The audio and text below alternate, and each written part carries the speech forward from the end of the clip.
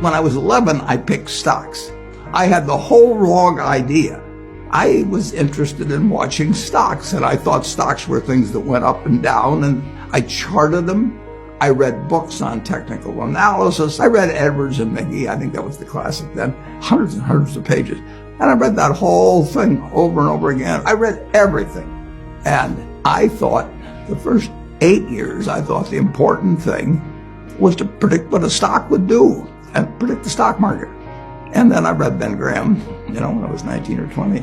And I realized that I was doing it exactly the wrong way, but it didn't hurt that I had that background and everything.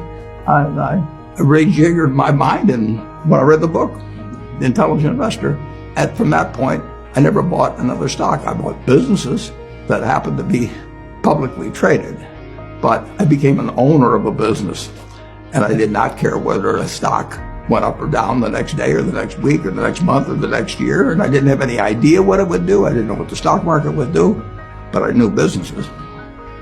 I'm a bright guy who's terribly interested in what he does. I've spent a lifetime doing it, and I've surrounded myself with people that bring out the best in me, and you don't need to be a genius in what I do. That's the good thing about it. If I went into physics and a whole lot of other subjects, I'd be an also-ran. But I am in a game that you probably need 120 points of IQ, But 170 doesn't do any better than 120. It may do worse, probably do worse, but you don't really need brains. What do you need? You need the right orientation. 90% of the people, I'm pulling the figure out of the air, but 90% of the people that buy stocks don't think of them the right way. They think about something that they hope goes up next week. And they think about the market as something they hope goes up. And if it's down, they feel worse. I feel better. And you think about? I think about what the company's going to be worth 10 or 20 years from now. And I hope it goes down when I buy it, because I'll buy more.